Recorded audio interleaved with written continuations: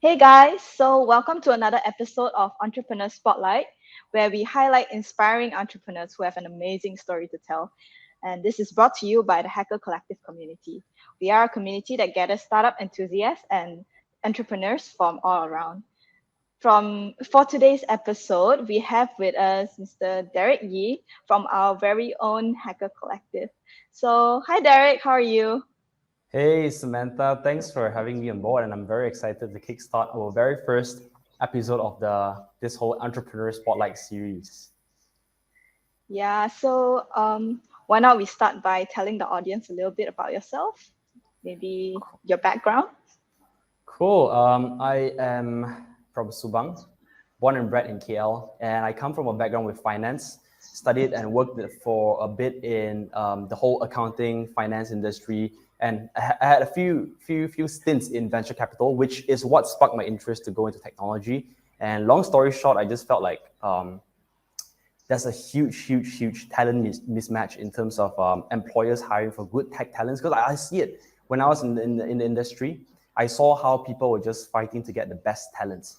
If I could share a quick story, I once went to in fact, that's how I met my co-founder Ming. Right, I once went for a startup event, and it was very clear how everyone who went for the event had a tag on their t-shirt.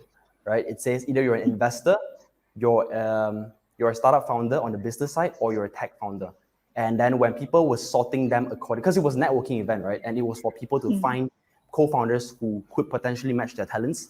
And so what happened was, at that point in time, I realized in that scene, in that room, right, the number of entrepreneurs far outweigh the number of techies there were in the room. And that made me realize, whoa, how freaking crazily in demand technology is. Long story short, I quit my job in VC because I wanted to be the one actually running the business. So I started learning up technology myself, and I, just started this whole thing with my co-founder Ming. Yeah, that's amazing. It's actually a really big leap, jumping from finance, something that you're comfortable about, and then going into the tech industry. So, Yeah, yeah, that's awesome. So, I know that you're running the venture arm of THC at the moment. So, I'm how did actually that run, actually start?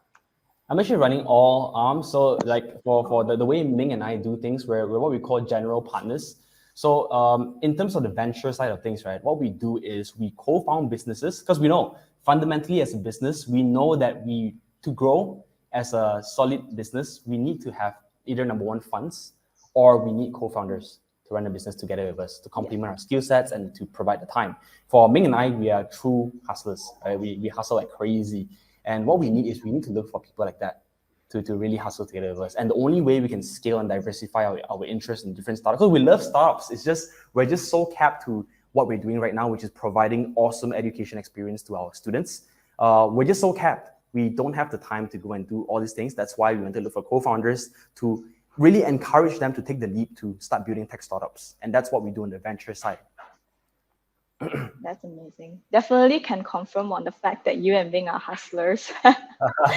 So, um, so just for the audience, maybe you could tell us a bit more about the programs or the education venture here at THC, which is like one of what THC is better known about. Yeah. Cool. Yeah. I mean, in fact, putting the ventures thing aside, for us, we really started with education. We're truly passionate about education. I know for a fact that in Malaysia, there's a bunch of people that, okay, in fact, let's talk about this. University grads, 60% of graduates in 2022 couldn't get a job after graduation in the first year, right? They couldn't get a Mhm. job. Even after spending 3 years, spending 100,000 ringgit on a university degree program, they couldn't get a job. And in Germany, 50% of computer science students dropped out. Now, when I see statistics like this, I just ask myself why. As someone who taught myself how to code, as someone who's seen success stories of people teaching themselves how to code, why is the education system that's designed to get you jobs failing so miserably? That's the thing that I asked myself, right? So I fundamentally took apart and broke apart and reverse engineer what the university education provides. And I took the best parts of it and left out things that I felt were irrelevant. Things like memorizing things. That's irrelevant in today's era with the internet and all that kind of stuff. Put memorizing aside. Things like, what else? Like having repetitive lecture classes that's also redundant because the lecturer is going in for 10 years of his or her career saying the same thing, teaching the same thing. Why can't you just record that, right? And what else? And yeah, obviously hiring overpriced lecturers. Yes, lecturers are there for a purpose. Universities are there for a purpose. But I think if your end goal is to get a job, I don't see a need to actually go to university. What you need is actually hands-on practice. That's why for us, we've embedded this whole job or money back learning program where we say that pay us a small fee, right? The fee is not going to be crazy like universities, and you start learning on your own pace. So it's not going to be full-time. It's not part. You can choose it. You can choose to do it full-time or part-time. It's up to you. It's self-paced. What we have is we have many layers of projects that brings you through multi-layer modules where you learn together with your friends, you graduate, and you're guaranteed a job at the end of the program. That's the promise. Because we were thinking when students pay for universities, the universities are not held accountable to the student success, right? In fact, boot camps are the same way. Think of it. People pay 10,000, 15,000 ringgit to boot camps. They pay 100,000 to universities. And after 3 years of university or after 3 months of boot camp, what happens? You graduate and that's it. The university just says goodbye to you, all the best, full stop, right? They don't share the risk. The students are the one paying everything and the students are the one ending up unemployed, and the universities are not held accountable to that. I don't know why, but that's just how it is. So the way, the angle I want to look at it is this: we want to share the risk with the students. So we're going to try our very best. Our goals are aligned. We want to get you jobs. We have a full team out there getting jobs for you. And if you don't get a job, you get all your money back. That's the kind of angle I'm looking at in terms of our education side of the business. Yeah, definitely. I can see how that this education platform or education venture here at THC will be able to save money and save time and just direct focus on people who are, interested to get a tech job as well. You don't have to go through all the redundant stuff that's like probably outdated already. Yeah. I mean, on top of that aside, right, a bunch of refugees or B40 people, like these people literally have no hopes of jumping up the social ladder. They're stuck in poverty cycle, right? Everyone around them is like, hey, you need to go and work, feed the family, right? You cannot learn, cannot go to school. How you want me to pay for a uni degree? That's crazy, right? How can they afford, like for someone with a household income of like what, freaking 20,000 ringgit per year, for them to fork out that money to pay a boot camp or even so a university degree, that's crazy. So for us, we look at this as the program that brings people up, a social mobility program to bring people up the social ladder and bring them out of the poverty cycle. So that's what we do at the education side. Yeah, sorry, I've been mumbling a bit on. I just think it's okay. I really want to. Yeah, that's awesome. Really awesome to hear your thoughts and how your vision for the venture, especially on the education side. So I'm actually reading some of the comments, but I'm just gonna save I'm reading the comments, but I'm gonna save some of the questions to the end. But one of the comments actually mentioned something that I was about to ask. So I just wanted to ask, how was it in the beginning? Is it hard to raise funding for this venture? Because for the general response of the public, I mean, I grew up in the Asian household. Growing up, it's always been a requirement that you need to get your formal education at university.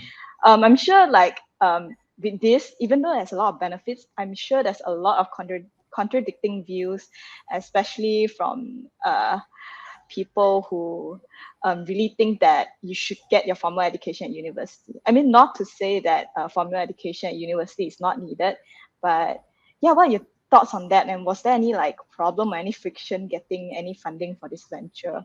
Wait, so what's your question? Is the question more on funding or is the question more on the general perception that you need a university degree? Which one is it? I guess you could answer both at this. So maybe you could start with, or is it hard to raise any funding for venture? Okay, if we would talk about funding first, let's just start with funding, right? The way most entrepreneurs do things today is 3 simple steps. Number 1, they get a pitch deck up, a nice idea, get a pitch deck. Number 2, they make a landing page. Number 3, they go straight to investors. And they fundraise, let's say they get 100,000, 200,000, they sell the vision, they get the money in, and then they keep building the product doesn't make a profit, no profit, they keep rolling the money, keep trying to improve the product. And then, before you know it, you raise 200,000 ringgit, you're out of cash. Because if you think of it, 200,000 ringgit, how many months can you last? You need to build a software product, you probably need 4 or 5 developers, you need a project manager, you need some people on the marketing side. Literally, if you count a good developer today, it's gonna be 5,000-6,000 ringgit. So you're gonna burn through this budget within a year. Once you burn through this budget within a year, what's next? You need to start raising the next fund, the next round, and again and again. And you just, once you go into fundraising phase, you just don't have that time to focus on the business. And this is why there's this very famous metric that says 90% of all startups fail. I think it's true. This is a metric that I think Y Combinator gave it, one of the US biggest accelerator program. So if you go and repeat what people do, you're probably going to expect the same results as what they have, right? So what we do is, yes, as much as we agree on a fundraising model, because there are merits to it, everything in life, there are merits to everything. Even in fact, university program, as much as I talk about how inefficient, slow, and outdated it is, there are still merits to it, and I'll talk about it later, right? But in this context, fundraising allows you to scale very fast, which is true. It's very good, right? But in our sense, we are a little bit risk averse in a sense where we want to try and do things differently. That's why for us, we haven't even properly tried fundraising because we are just so damn focused on the product. We're focused on making our product, our school so good that we are monetizing, making a profit from it from the get-go. We don't even need funding today. Not yet, right? Just to prove the concept first. So remember when I was talking about people out there who were fundraising without an actual product, they were just fundraising on just a piece of idea. This is possible. It's good if you're a top salesperson, you can sell the vision very well. But for most and majority of entrepreneurs out there, my approach is to always get some form of traction. Prove that the model works, the product works, and then start fundraising. And in fact, if you want to talk about this on the financial sense, once you have the product ready, you have traction up, you can also raise on a better valuation as well. So definitely just to sum up what I was saying, right? Find a way to make profit. Okay, do things that don't scale. Don't think of automating everything. Don't think of scaling everywhere. Just focus on your first 10 customers. I have a product. There's a problem out there. I want to solve it. Focus on your first-time customers. Try and monetize through these first 10 customers and fund your business that way. Once you get it, you've proven the concept, people like your idea, then fundraise.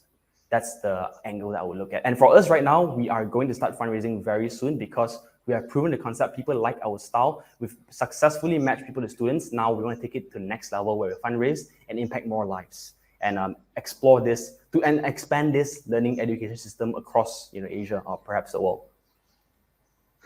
Nice, really nice hearing all these insights from you. Yeah, on the entire education venture here at THC.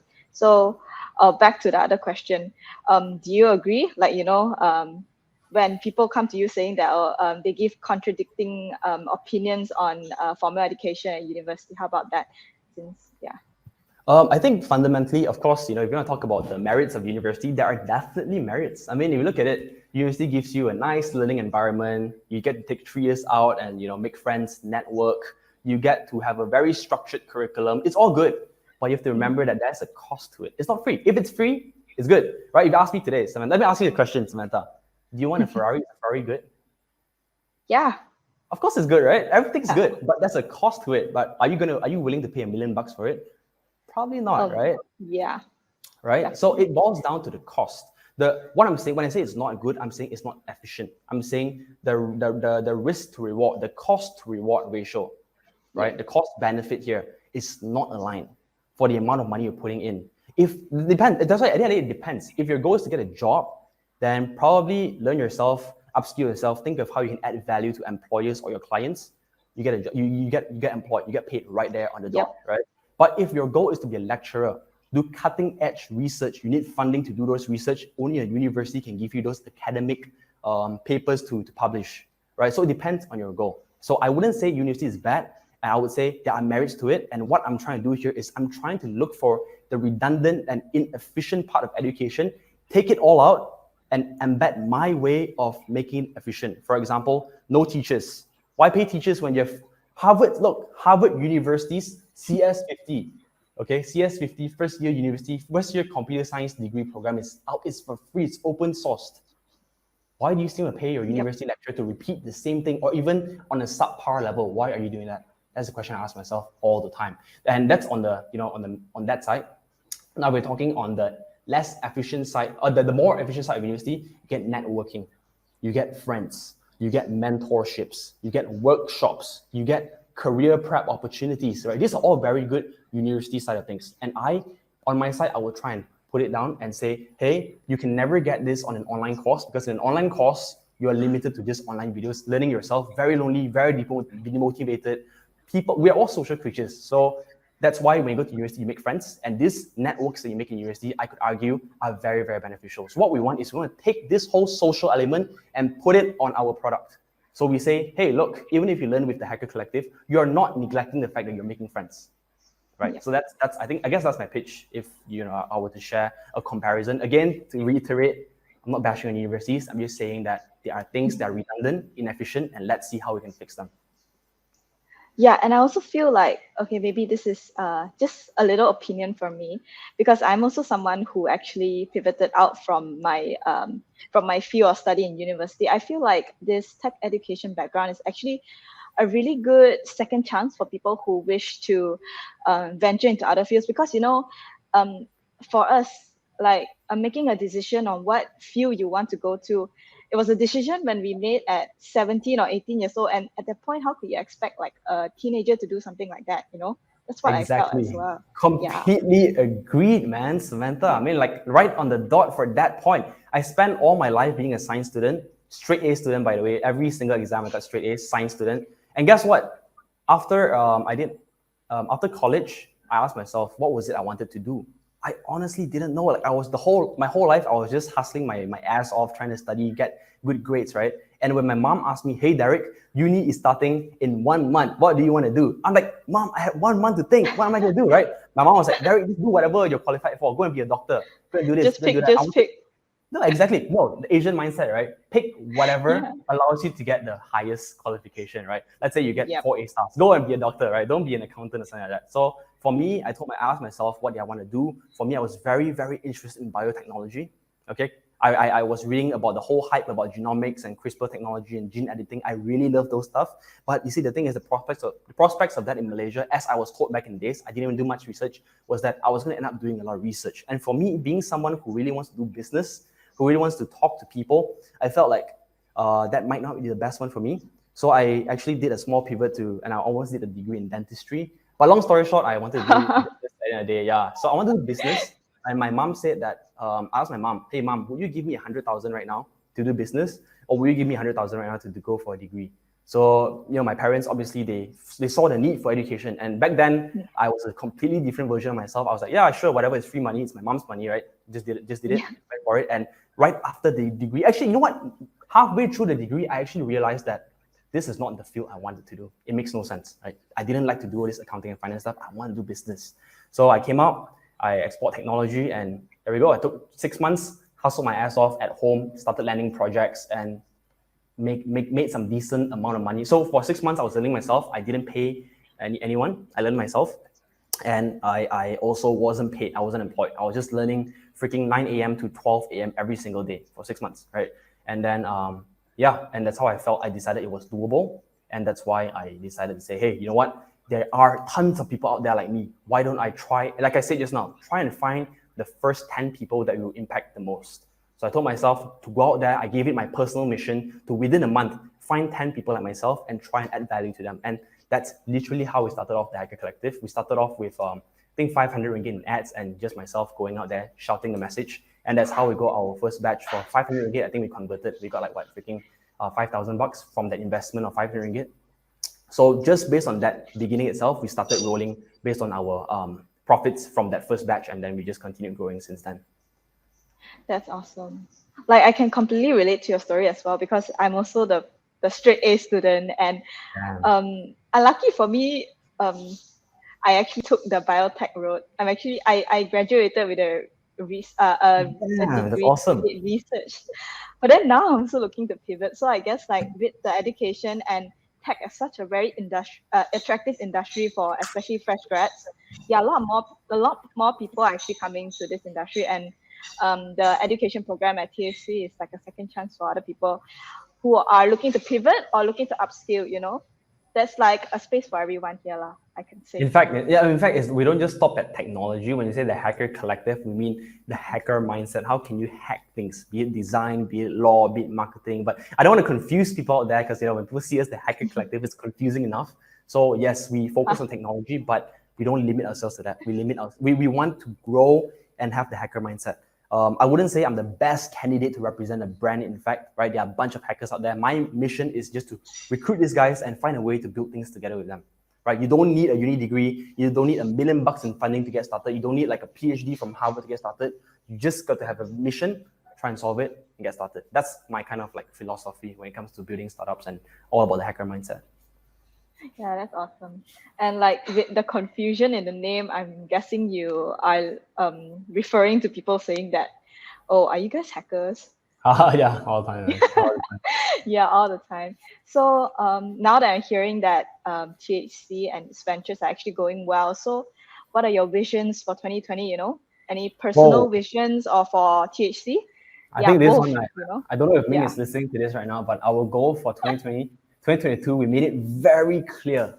For 2022, we need to be the common name in Malaysia, Southeast Asia. We want to expand to Singapore and we want to start fundraising and value ourselves at 30 million ringgit.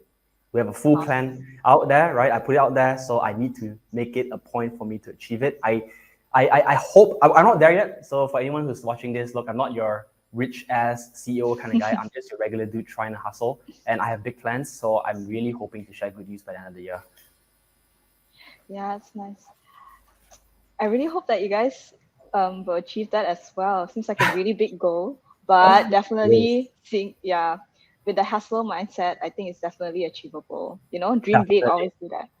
It's Yeah. all about it's all about putting your eggs in the right basket as well, right? Yep. Focusing on what matters and really think of how you can add value to your direct end consumer and how you can really do the best for them. It's not about doing a business, making money and ha ha ha. It's about understanding your end user, your user persona. How can you impact your life? I've seen my students go from B40 to doing a job right now, making more money than fresh graduates. I've seen refugee students back in the days, they were just working in restaurants because they can't get a job in Malaysia, right?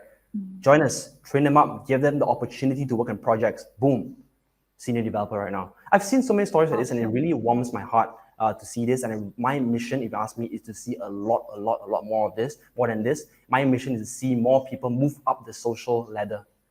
That's my mission. That's amazing. That's really heartwarming to hear actually.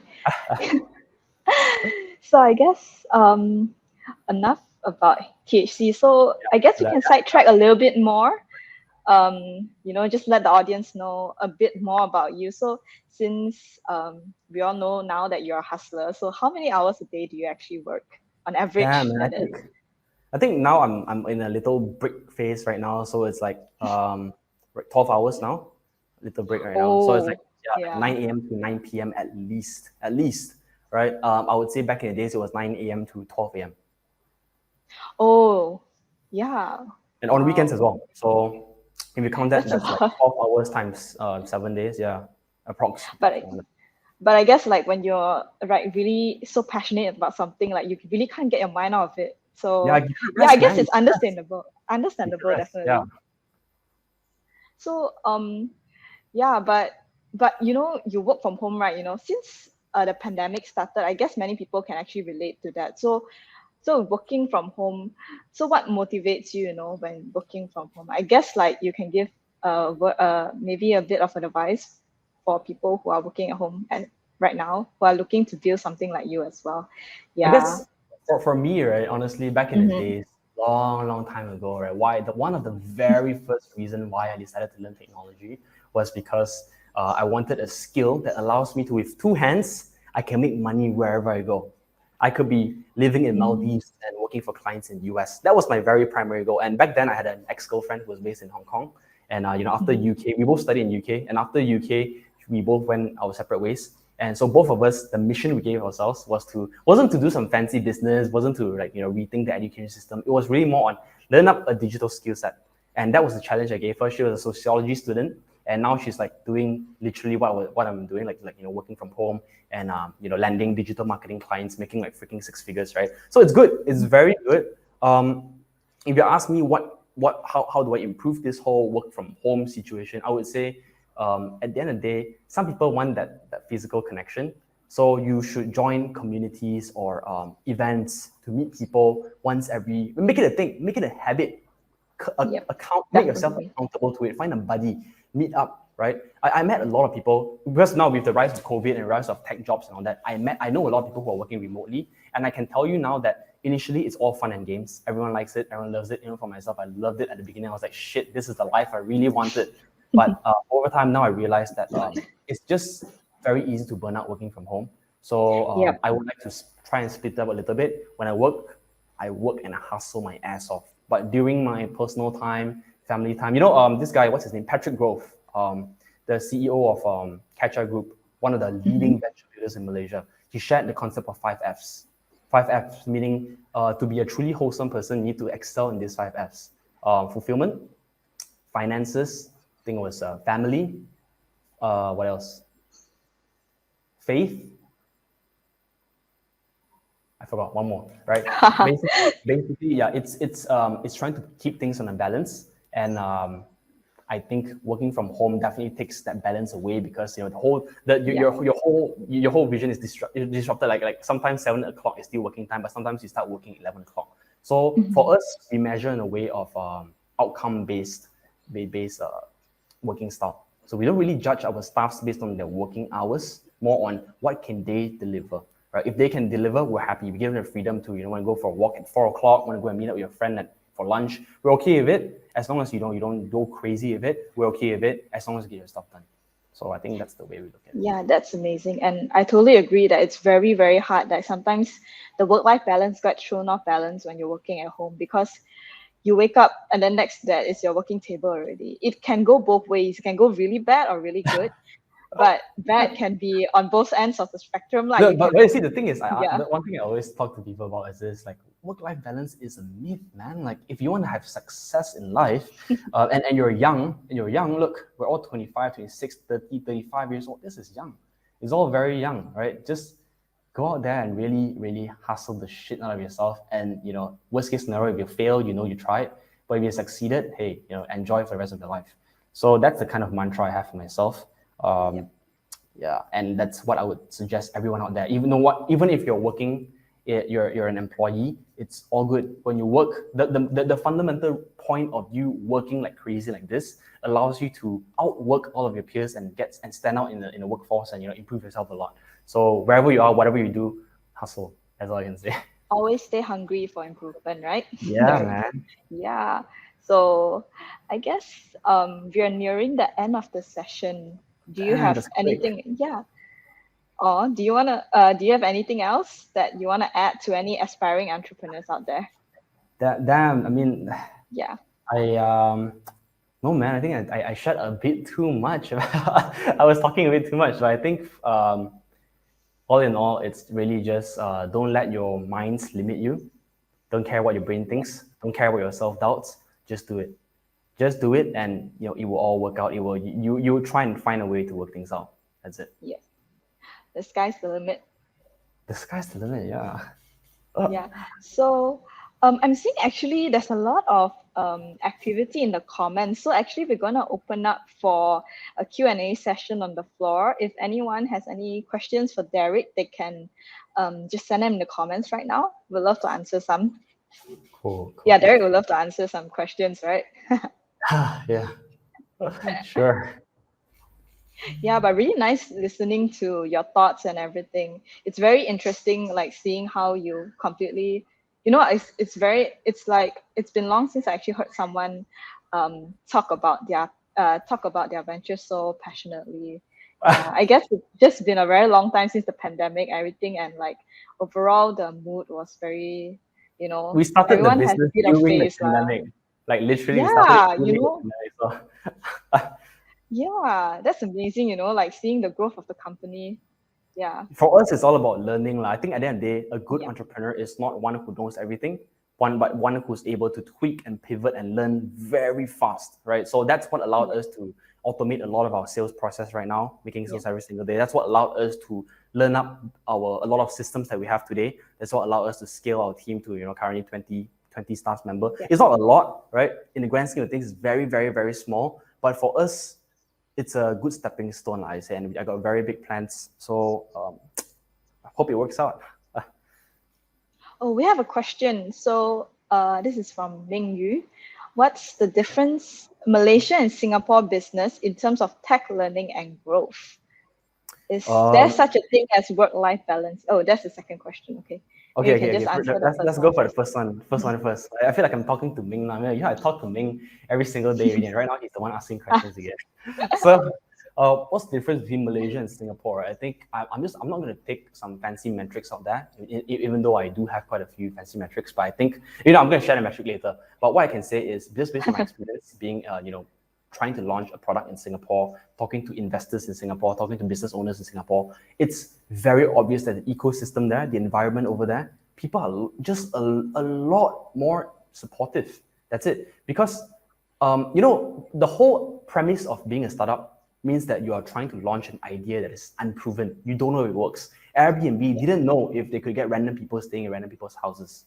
They didn't know that. Yep. Facebook didn't know they can get like people connecting all over it. They didn't know that. Right? The idea of adding someone online is just so foreign. So they had to prove that concept. And I think for me, launching this type of ideas, launching all these funky ideas, you need to get validation. And for a lot of startup founders, when they pitch a very weird idea, a weird, funky idea, unproven idea, people will just brush it up and say, hey, it won't work lah. Don't give up your nice job for this, right? They'll say this kind of stuff. Yeah. But in Singapore, just based on the immediate experience that I have, it's that they don't really they've seen success stories of weird, funky ideas. And they're just in general a lot more supportive of startup ideas. In Malaysia, I would say in general, when you tell people, hey, I run a small business, they just look at you, this guy is unemployed.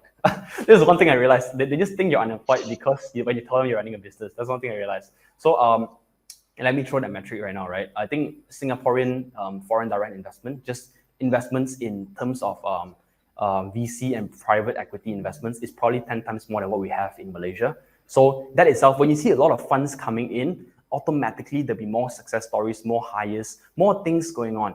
And people are not so risk averse. For example, let's put it this way, Samantha, right now, if you have $1 billion and I say, Samantha, I have a cool idea. Can you please give me $5? You're like, hey, take it, right? Derek, take it. Don't even ask me, don't tell me anything. I just take it, right? You look good, Derek, you look hard, you're like a hustler, take my money. But if you were to go to someone, if I say, and Samantha, if today you only have $10, and I'm like, Samantha, I want $5, you're like, F off, Derek. Like, don't talk to me. You know what I'm saying? So ecosystem plays a very big role. And I feel Malaysia, as much as it's growing, there's a lot of space for improvement.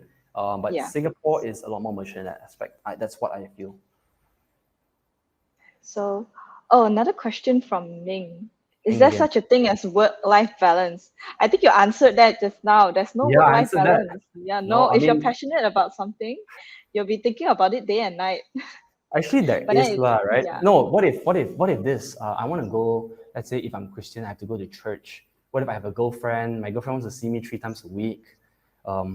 What if I need to go for some societies and all that kind of stuff? What if I need to do all this stuff to improve myself, right? So at the end of the day, it boils down to the individual. What do they want to prioritize? And for me, I've made the conscious decision to put all these things on hold. Relationships, religion or whatever, I put it on hold for my business to thrive, and I can come back to this later. That's my own personal opinion. There's no right or wrong, right? If you feel like you want your work-life balance, you want to prioritize your life, your family, and all that, it's good. There's no issue with that. It's all good. Yeah, ultimately, you just balance your own priorities as long as you stay healthy and you keep your loved ones in touch. I think it's just a matter of balancing your priorities and hustling for your goals. And everyone, it differs from everyone lah. Yeah. Mm-hmm. So from Paul's how to invest this course and how to prove it is fast to learn this course.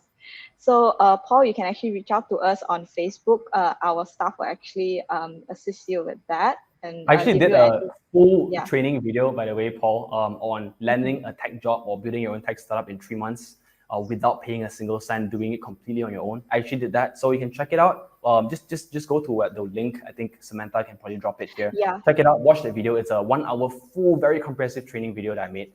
A few months ago. I will drop the link to you, Paul, personally later through the Hacker Collective. Yeah. So from Frank, I hope I'm pronouncing that correctly.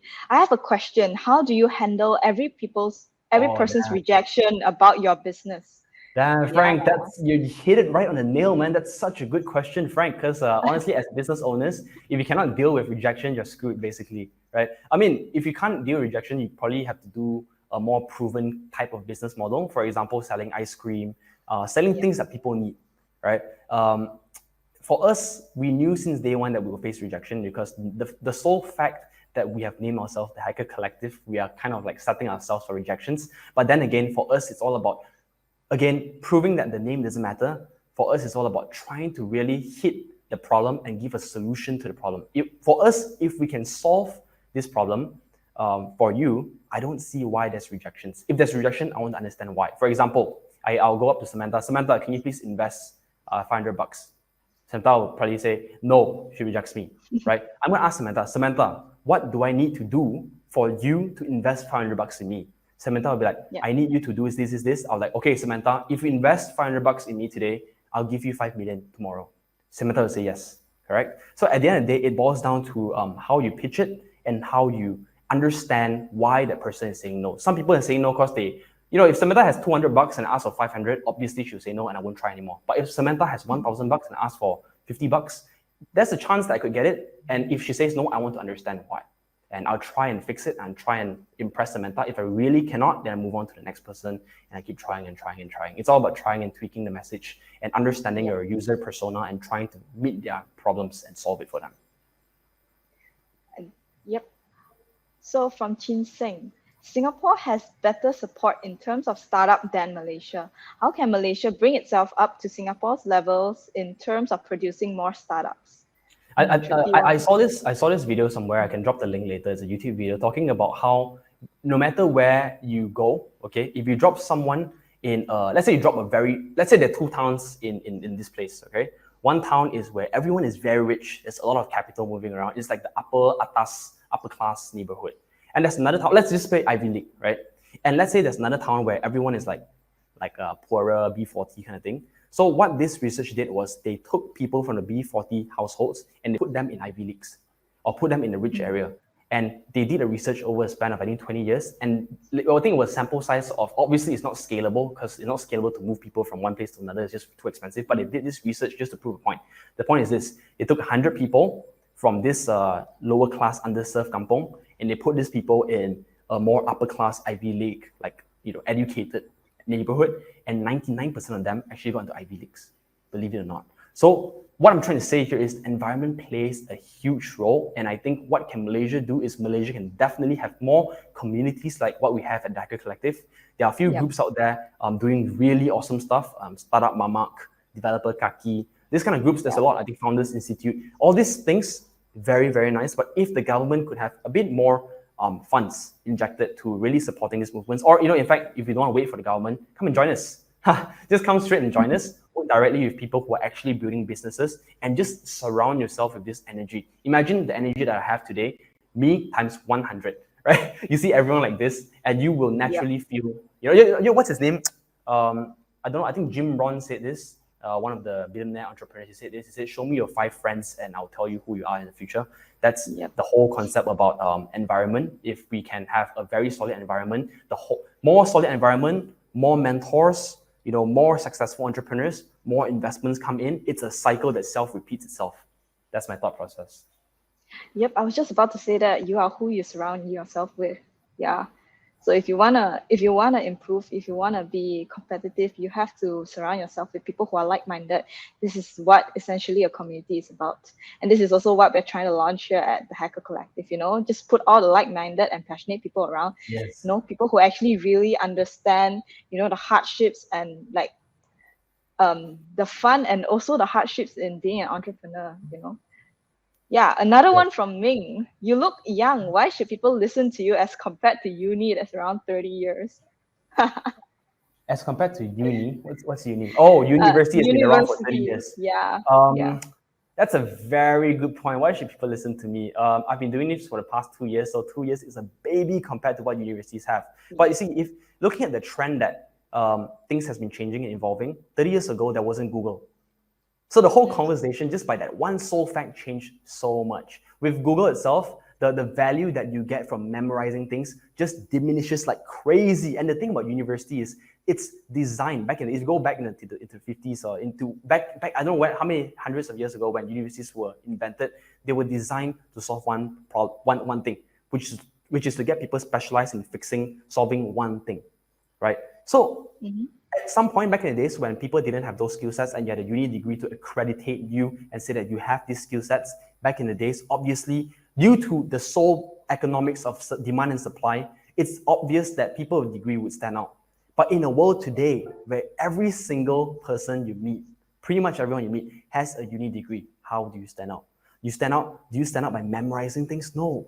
And the thing here is 80% of the university degree is based upon your ability to memorize things, which That's makes no definitely. sense. So if you can Yep. solve things critically, solve problems, you get it. Yeah. I think Yeah. that's all I say. Yeah. Yeah. So I guess any more questions from the comment section? I guess there aren't any more questions, so I'll leave it for another half. 80% memorize things. I agree. That's why. Exactly, right? Yeah. Yeah, being fresh out of uni, I also like heard that it's everywhere. Like, people just say, um, as long as you're able to memorize things, you should do good in the exam. But why would you want to do it? At the end of the day, you come out, you need to use that knowledge. If you can't even apply what you learn, instead you just memorize it. That's the problem, nowadays. Like, they have the knowledge, but they aren't able to apply the knowledge, because all they know is just repeat everything onto the exam paper, and that's it, finish. Yes. Yeah. Let me tell you something, right? In fact, how I really got really good results throughout my whole UPSR, PMR, whatever at college, it's because I memorized very well. Right? I can do that very well, that's myself. But I know a lot of people out there who are very smart. Okay, I know a lot of very smart friends, very creative friends. They can study to their fullest and they still cannot score. Right? Compared to Yep. me, who I spend lesser time, but all I do is memorize. They understand it very well, but for me, I memorize very well. I actually score better than them, and that just shows how freaking broken the whole education system is. And Yep. it shouldn't be this way. That's why I don't know the full answer to it. I'm working towards it, and I hope to have more people to talk to really understand their pain points and see how I can solve their problems together with them. Yep. University is a safe place, but true learning is a combination of street smart and book smart. Yes, Definitely, I I agree with agree with you, that. Chin Sing. I Definitely. agree. Yeah. University is Now, definitely a safe place, right? I mean, you fail, mhm. and so what if you fail? Just do it again, Yep. right? But again, Yep. it boils down to cash. If you have cash, then okay, right? If your parents are millionaires and they want to invest, then okay. But if you don't have money, you have to take a loan, go in debt. And I think there's some industries that's saying that in US, people takes up to 7 to 8 years to repay their student loans, which is crazy, right? Yep. It boils down to what you prioritize, I think, at the end of the day. If you Yeah. feel a uni degree is right for you, go ahead. Yep. But definitely try to go for better unis. I go for Ivy Leagues, that's different. Right? Don't go to like mid-tier or lower tier universities. I don't see a point anymore, honestly. That's just me. So I guess thank you for your time today, Derek. It was really nice hearing all your insights and about the THC community and THC in general. So I guess we'll wrap up the session now. So yeah, thank you for your time. It was really great chatting with you. Yeah. Great, awesome. Thanks, Samantha. Thank you, everyone, for listening. The Yeah. community is still very new. We're launching, hoping to see more and more of you on board and really grow this community together with us. Yep. Yeah, cool. Thanks. We really like to meet some like-minded people who are really, really into starting up their own business. You can visit the link that's on the screen right now. Yeah, that's our community link. So visit and check it out. Maybe it's for you. Yeah. And Samantha, why don't you tell them how frequently are you going to do this? Actually, I'm not too sure as well. Oh, so since this is actually our first session, so ideally we are planning to have our entrepreneur spotlight 2 times every week. So on every week we'll invite different entrepreneurs from different backgrounds, so that people can come and hear their stories. Yeah, because we are aware that the Hacker Collective, there are many people from different industries, some not Yes. from tech as well. Most from tech, but some not from tech as well. People would love to hear about F&B, love to hear, maybe law firms, accounting firms. Yeah, we'll definitely try to have some partnerships and invite some other guest speakers up here as well. So do stay tuned, and maybe you can visit our link down below on the screen actually Yeah. to Hey, sorry, learn actually, more about our community. I Yeah. want to add something. Actually, for those, I think just referring to Ming's point just now about Mm-hmm. why not learn from someone 30 years old, right? I think my pitch to people is this: learn directly, not learn from, but learn together with actual people running businesses, people who are actually doing it, right? Why learn from your professor Yep. who's not doing business, right? Most business lecturers are actually not business people. So learn directly from people who are doing it. They can tell you a lot more. And with our community, we have every industry, tech, logistics, e-commerce, everything, right? We admit we don't have all the answers. We're working there, and we want you to be part of us seeking that answer in terms of building a good business. Yeah, so Cool. that really Thanks. that sums up everything that I wanted to say actually. So All right. yeah, Thanks. thank you guys so much. So thank you for your time, Derek. So Thank you, I think we'll Samantha. Appreciate it. we'll end the session here. So take care, everyone. Thank you. Thank you. Bye bye.